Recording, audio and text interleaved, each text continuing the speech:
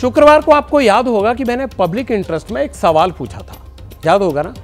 पटियाल ने पूछा था कि एमएसपी के आगे क्या है, अनाज के आगे देश के पास ऑप्शन क्या हो सकते हैं। हरित क्रांति के बाद देश में खेती और किसानी के लिए क्या स्कोप है, दूध, अंडा और मछली में कितनी लागत और कितनी कमाई है, यह आपको याद होगा। इसकी कई डिटेल्स मैंने आपके साथ शेयर भी की थी। आज इन्हीं सवालों के बीच केंद्र सरकार की नई रिपोर्ट आ गई है, जिसमें किसानों ने एमएसपी वाले सवालों का जवाब भी छिपा हुआ है। पटियाल आज सरकार की गांव और शहरों वाली इसी रिपोर्ट का परीक्षण करने वाला है। एक डाटा आप ध्यान से देखना और उसे समझना भी। नेशनल सैंपल सर्वे ऑफिस यानी एनएसएसओ का डाटा क्या कहता है, और ये 11 साल बाद आया है डाटा। साल 2022-23 का हाउस होल्ड कंजम्पशन एक्सपेंडिचर सर्वे क्या कहता है, सुन लीजिए। देश में खाने का खर्च घटा है और खाने की आदतों में बदलाव भी हुआ है। 1999 में गांव में रहने वाले लोग खाने पर हर महीने अपनी आमदन का 59.4% खर्च करते थे। अब कितना खर्च रहे हैं, 46.4%। यानी आप अंदाजा लगा लीजिए कि 46 और 59 में कितना फर्क आ गया है। शहरों में रहने वाले लोग भी खाने पर पैसा कम खर्च कर रहे हैं। सर्वे कहता है 1999 में अपनी मंथली सैलरी का 48.1% खर्च कर रहे थे और अब 39% खर्च कर रहे हैं। एक तरफ किसान 23 फसलों पर एमएसपी की गारंटी मांग रहा है, दूसरी तरफ डेटा क्या कहता है कि देश के खान पान के तौर तरीकों में बदलाव हो रहा है। अब सवाल मेरा यहां यह है कि कंज्यूमर क्या कर रहा है, क्या खा रहा है, सरकारी आंकड़े क्या बताते हैं। अगर खर्च उसने बदला है अपना पैटर्न तो कहां खर्च कर रहा है, अब वो सुनिए। गांव में 1999 में 37% अनाज खाया जाता था, यानी खाद्यान्न खाए जाते थे। अब करीब 11% ही खाया जा रहा है, उसमें कमी आ गई है। ये मैं आपको महीने भर का हिसाब किताब बता रहा हूं। गांव में पहले 6.63% दालें खाई जाती थी, अब कितनी खाई जा रही हैं, 4% खाई जा रही हैं। गांव में पहले नमक चीनी की डिमांड कितनी थी, 4.38%, इतना खाया जाता था, और अब कितना रह गया नमक चीनी, 2% खाया जा रहा है। बढ़त कहां हुई, पहले 14.73% दूध की खपत थी, अब दूध की खपत कितनी है, 18% हो गई है। 25 साल पहले गांव में करीब 6%, सिर्फ 6% अंडा, मीट, मछली वगैरह वगैरह मांसाहार खाया जाता था, अब 11% खाया जा रहा है। गांव में पहले 10% सब्जियों की खपत होती थी, अब कितनी हो रही है, 12% हो रही है। 3% फल खाए जाते थे पहले, अब कितने खाए जा रहे हैं, 8% खाए जा रहे हैं। हैरानी की बात यह है कि अब गांव में बेवरेजेस यानी जो पेय पदार्थ होते हैं और प्रोसेस्ड फूड जो होता है उसकी खपत बढ़ गई है। 25 साल पहले 7% थी ये, और अब कितनी है, 21% हो गई है। आप देखिए कि किस तरह से आपके खान पान और गांव के इनमें बदलाव आया है। गांव की ही तरह शहरों में भी जो खाने पीने का सारी आदतें थी उसमें बदलाव आया है। अब वो आंकड़ा भी आपको समझना पड़ेगा कि गांव के बाद शहरों में क्या बदलाव आया। 25 साल पहले शहरों में रहने वाले लोग करीब 26% अनाज खाते थे, खाद्यान्न खाते थे, समझ गए आप। अब 10% से भी कम खा रहे हैं। आप देखिए कि 15% का डाउन आया है, उसमें अनाज खाने की बजाय वो दूसरी चीजें खा रहे हैं। 1999 में शहर के लोगों के भोजन में 6% दालें शामिल होती थी। पहले मैंने गांव का बताया था, अब मैं शहर का बता रहा हूं। अब कितनी रह गई हैं वो दालें वगैरह, अब 4% रह गई हैं। शहर में नमक चीनी खाने वाले गांव से कम है। पहले करीब 4% शुगर कंज्यूम होती थी, अब कितनी होती है, 2%, यानी आधी रह गई है, उससे भी बल्कि कहते हैं नीचे आ गए। अच्छा और सुनिए, गांव की तरह ही शहर में भी अंडा, मांस और मछली की खपत बढ़ गई है। पहले करीब 7% खाया जाता था, अब 9% खा रहे हैं, 2% उसमें इजाफा हुआ है। शहरों में दूध और फलों के खाने पीने में भी बढ़ोतरी हुई है।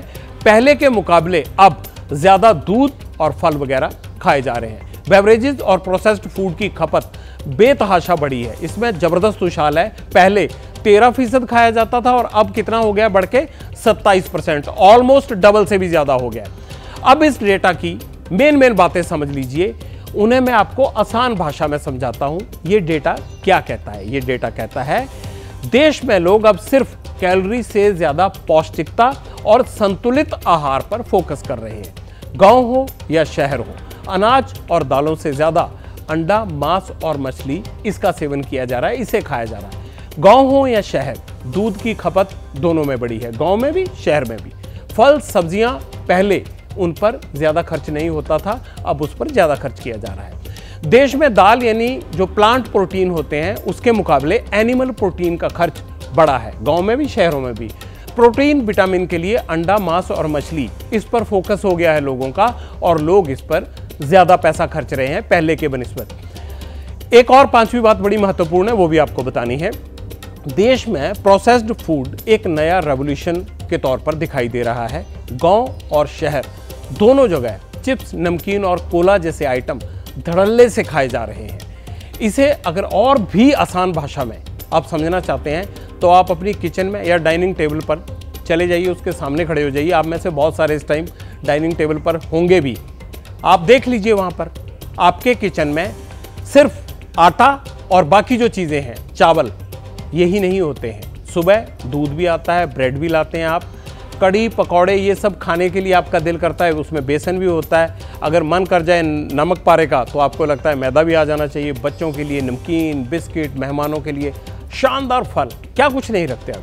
अगर नॉनवेज के शौकीन हैं तो आप फ्रिज में क्या देखेंगे, अंडा होगा, मांस होगा, मछली होगा। यानी आपका जीवन और खान पान केवल अनाज पर निर्भर नहीं रहा है अब। यही बात शायद सरकार भी एमएसपी पर गारंटी मांगने वाले किसानों को समझा रही है, लेकिन किसानों की मांग व दस्तूर जारी है।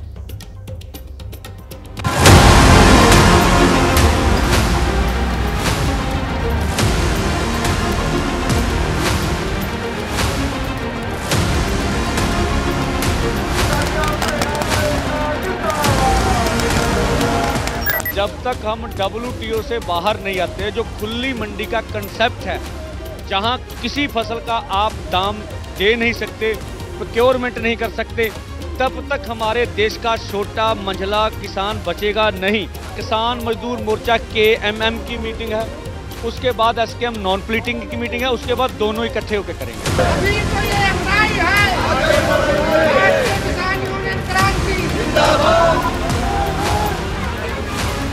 हमारी मांग थी MSP पर गारंटी कानून, वो आज तक नहीं बनाया गया। 3 साल हो गए सरकार शांत बैठी है। सरकार ने वहां पर कीले गाड़ करके, रोड काट करके, तार फेंसिंग कर करके किसान को आंसू गैस के गोले दाग दाग करके रोका जा रहा है। क्या तरीका है? हम देश के किसान हैं, हमसे ज्यादा देश की सुरक्षा कौन कर सकता है? दिल्ली को ऊंचा सुनता है, इसलिए हमें दिल्ली तक जाना पड़ता है। हमारी मन की बात सुन लो, हम आपकी मन की बात 10 साल से सुन रहे हैं मोदी जी। हमारी मांगे पूरी करो, पूरी करो, पूरी करो। हमारी मांगे पूरी करो, पूरी करो, पूरी करो।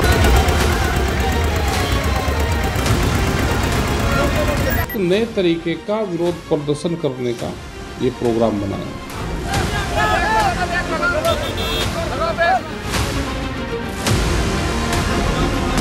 किसान की हालात खराब है। किसान जमीन बेच के तो अमीर हो रहा है, लेकिन अपनी फसल बेच के वो अमीर नहीं हो पाता।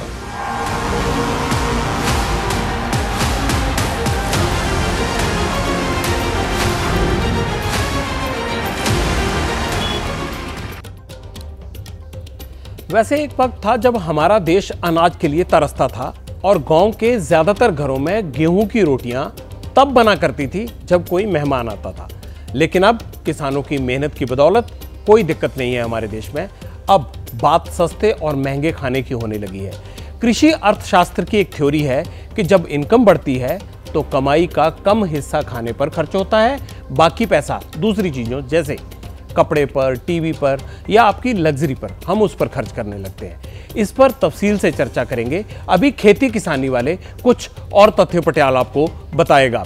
नीति आयोग कहता है कि 2011-12 से लेकर 2020-21 तक फल, सब्जियों, पशुपालन और फिशरीज सेक्टर में काफी ग्रोथ दिखी है, वो भी तब जब सरकारी सपोर्ट इन क्षेत्रों में बहुत कम है।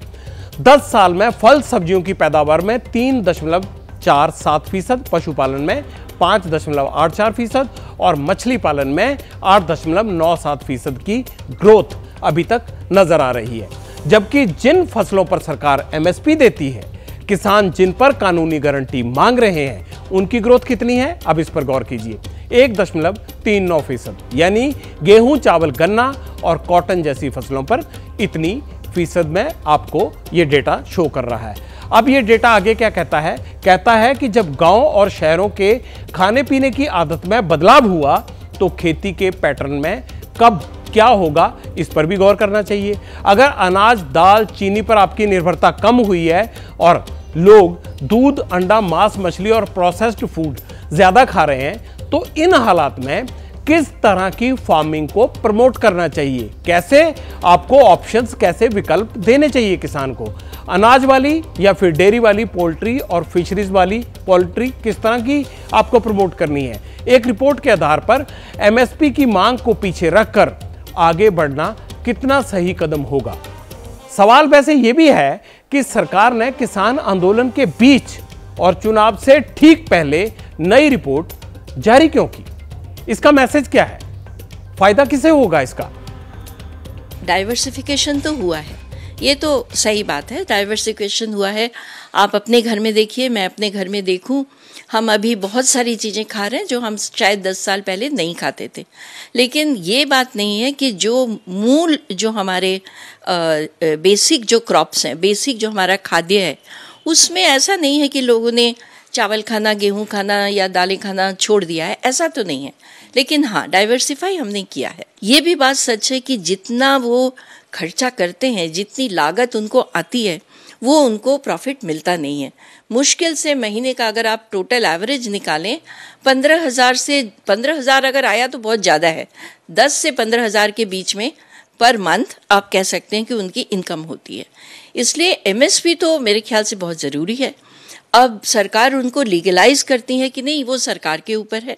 एक चीज़ मैं यहाँ ज़रूर कहना चाहूँगी कि जहाँ हम क्रॉप डाइवर्सिफिकेशन की बात कर रहे हैं तो केवल 5 क्रॉप क्यों, सारे 22-23 जो क्रॉप्स जिनके लिए एमएसपी निर्धारित है उन सबको ही लेना चाहिए सरकार को, या तो किसी को ही नहीं लेना चाहिए।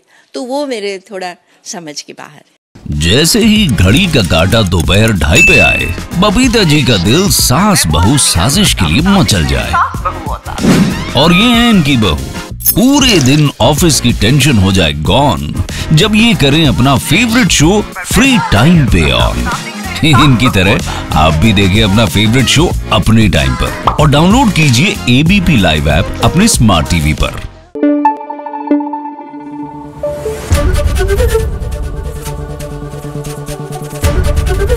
एबीपी न्यूज आपको रखे आगे।